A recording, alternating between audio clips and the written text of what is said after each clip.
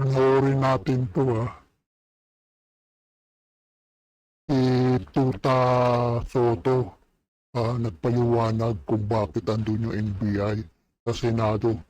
Siya pala ang naghudas, Kupal ka talaga, tuta ka talaga, Soto, hayop ka. Traitor ka sa Senado. Sinungaling ka pa dyan. Huwag kami.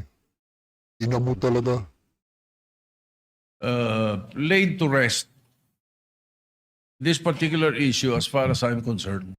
Tingnan mo si Jingo, ang sama ng tingin sa'yo, Kay si yung bilyar din yata yun. Napapangiti sa pagkasinungaling mong hayop ka. Tuta ka talaga, tuto ka talaga, hayop ka. Pagtakpo mo pa yung mga kurakot, di bangag, hayop ka. Because I have been mentioned in media by members of the Senate that as Senate President daw, pinayagan ko daw yung word na ginamit is pinayagan ko daw yung NBI na pumasok dito. May sinasabi nagpakain pa, yung mga ganon. Let the... Kabulol-bulol ka sa sinungaling mo, hayop ka. Totoo naman Hayop ka, may bala ka talagang hayop ang kupag ka, tigas talaga ng mukha mo. Tuta ka talaga, tuta ka, tuto ka talaga. records, well, speak for itself. Ito muna sa akin, Mr. President. Early in the morning, an NBI representative came to see me and told me they have a warrant of arrest for Senator De La Rosa. I said, simply, I said, coordinate with OSA. As simple as that. Why? I didn't realize that he was coming. I didn't realize you will coming. Hayop ka. Alam mo yan, kupal ka. Kaya nga dyan yung NBI para huli si Bato. Kinam ka, sinungaling ka. I didn't know that he was going to be there in the afternoon. I just thought it was a simple information given the Senate President that a member of the Senate was being issued a warrant of arrest. It was simple as that. Yeah. Kaya eka nga hindi pa pwede, little did I know that Senator De La Rosa, after 7 months of not being here, will suddenly come. Kaya Bakit? Hindi ba pwedeng biglang pumasok? Senador pa rin yan. Hayop kang kupal ka. Inam mo talagang pagtanggol sarili mo, hayop ka, kupal ka. Kahit anong sabihin mo, hudat ka sa Senado. Kupal ka, tigas talaga ng mukha mo. Traitor ka talaga. Sinungaling kang hayop ka. Mamaya si Alan Cayetano, sasabihin, mo talaga, sinungaling ka kahit ang sinungaling. Kapatid ng magnanakaw, hayop ka, kupal ka talaga. Tuta ka, Soto. ganun kasimple lang sinabi ko. Coordinate with the OSA. So put that to rest. Baka ang iniisip kasi, ang narinig ko, sa intindi ko, pati ang tanong ng media sa akin, pinayagan ko lang lahat yan nangyari na yan. Kung saan. Totoo naman Kupal ka. Hayop ka. Pinakain mo pa. Nag-standby pa sa opisina mo. Hayop kang kupal ka. Ina mo. Ano sinasabi ganun if I had known that he was coming, if you informed me that he was coming, I would have had a different perspective. Like what happened with the CIDG when they issued a subpoena to Senator De La Rosa's office. Simple. Walang issue, walang problema. Pinadala lang. Ganun lang sana, Mr. President. I would not be remiss of anything. And definitely, I will not be guilty of obstruction of justice. Like, for example, in the case of Senator Trillanes, I was majority leader. Ang ina mo, hayop ka. Bobo ka talaga. Warrant of arrest, local yan. Sa korte, sa Pilipinas, hindi sa ICC. Kung sa ICC, sigurado hindi magpapahuli ng buhaya si Trilling. Bobo ka talaga. Hayop ang kupal ka. And when he found he was holed up in his office for I think about 1, 2 days, 3 days. But when he was issued and he was showed the warrant of arrest, sumama siya. Local arrest yan, hayop ka, kupal ka, hindi ICC. Kahit sasama. Kung ICC na warrant of arrest yan, sasama ba si asong ulol na tiriling? Hayop ka, ginagago mo yung mga tao. Iba yung international arrest, iba yung local arrest, hayop ka. Inasahan siya ron mismo sa opisina niya eh. In the case of Senator De Lima, when the warrant of arrest came and she was here, ang pinakiusap lang niya, Oh, pati si Saba. Si De Lima, Saba. Warrant of arrest, local yan, hindi international arrest yan sa ICC. Eh kung international arrest yan, sasama ba yan si Saba? Ayop ka, niluloko mo yung gago ka talaga, kupal ka talaga, tuta ka talaga, soto. Ayop ka, kinagago mo yung mga manunood. Iba yung local, arrest warrant ng local. At saka yung international warrant arrest sa ICC, hayop ka, kupal ka, ginagago mo yung tao. doon sa bahay siya arestuhin para kumahanda siya ng damit at makapagpaalam. Ganun lang eh.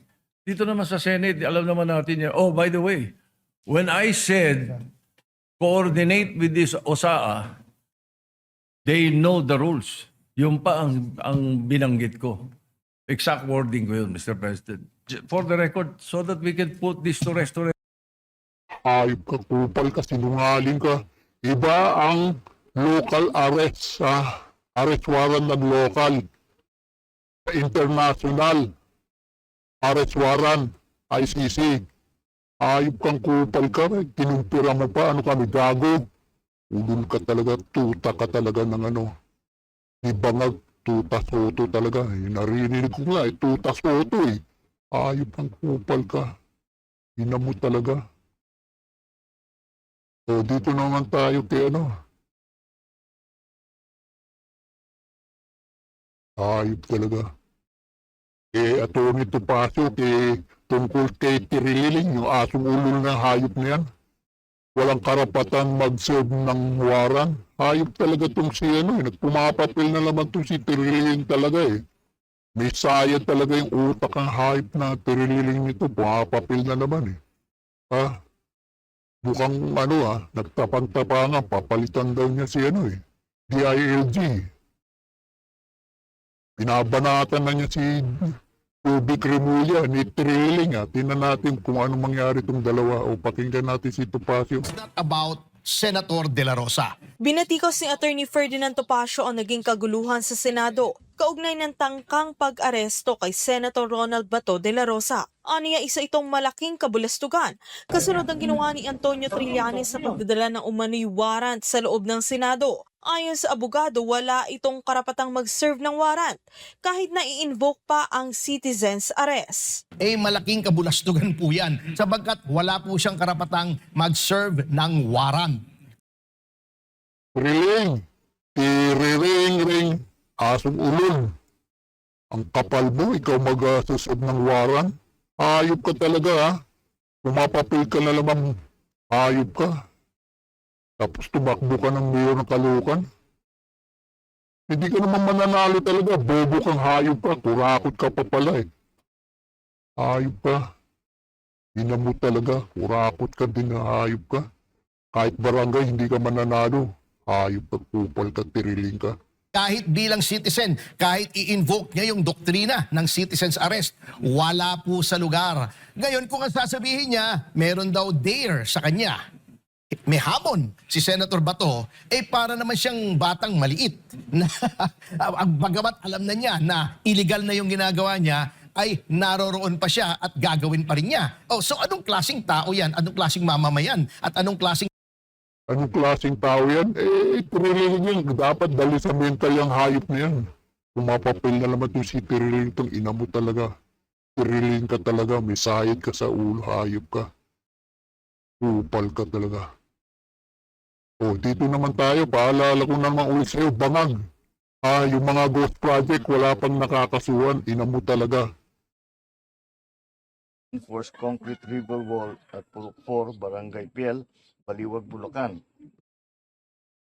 Contract cost is 55,730,911 and 60 centavos. As of last month, June, ang report dito, 100% complete at saka fully paid. 100% complete and fully big. Fully big. Fully paid. Kupal kang bangag ka, hayop ka. Wala kaming makita na kahit isang isang hollow block, isang ng simento, walang equipment dito. Lahat itong project na ito, ghost project. Ina mo, hayop ka. Tatawa-tawa ka. Imbis na magalit ka, kupal ka talaga. Anong klase kang presidente? Kaya walang natatakot sa iyo eh. Tatawa-tawa ka pa eh. Imbis na magalit ka, hayop kang bangag ka talaga. Sabi ni Ani Marcos, nagdudroga ka, hayop ka. Kaya pala yung utak mo tuloy. Bobo ka talaga, pinagmamalaki mo, graduate ka. Hindi ka naman pala graduate, hayop ka. Kaya nagkaluko-luko yung Pilipinas. Hoy, ombudsman. Himulia, sabi mo, kakasuha mo na yan si Tambaluslos. Ayop ka, hanggang ngayon wala pang tsaka si Tis Escudero. Ayop kang kupal na yan.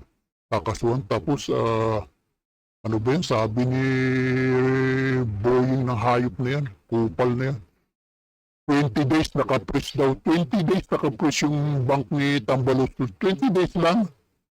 Hayop ka, niluloko mo yung mga tao, talagang hayop na bala. Hanggang ngayon, wala pa Wala pang balita kung ano nangyari kay Tambaluslos. Tahimik na naman. Sigurado si Chis Escudero yung makukulong. Tapos pinagmamalaki nila si Bong Revilla. Napakulong, hayop kayo, kupal talaga yun. Bilyong alokabol ng sabi ni Yusik Cabral, Sandro Marcos, pati kay Tambaluslos, Romualdez, bilyong alokabol, hayop ka. Tapos yung distrito ni Sandro, puro poste nakatayo, yung project kay Ghost, hayop kayo talaga kayo. Talagang Marcos talaga. Magmula sa senior. Kung ano talagang puno yun ang bunga talaga, magnanakaw pa rin, kurakot pa rin, hayop ka. Upal talaga kayo, ina nyo talaga. Nakaka-high blood kayo, puro kurakot. Pinatahimik nyo yung itong matibag nitong isa pang kupal nito Pinatahimik nyo yung mga marin. Yung may personal knowledge, nagdala-dala ng malita-malita pera sa mga congressman. At kay Bangag, tahimik na. Kupal kayo. Kinam talaga kayo. Kinam. Kinam!